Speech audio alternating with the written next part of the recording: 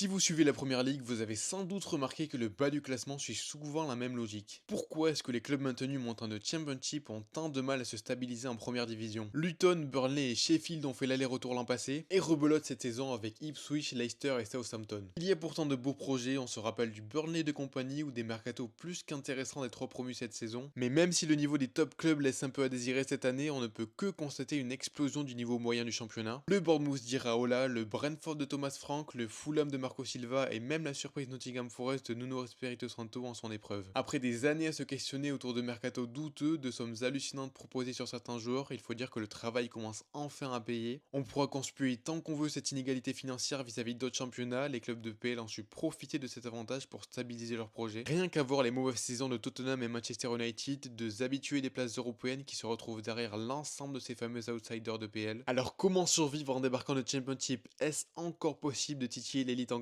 Bien évidemment que oui, à l'image de Leicester il y a 2 ans, un club peut très bien arriver en fin de cycle et redescendre dans l'échelle inférieure, on peut penser à Everton notamment qui joue à se faire peur depuis quelques saisons. Mais il va falloir tout donner et adapter immédiatement son projet à l'ampleur que sont en train de prendre certains clubs du meilleur championnat du monde.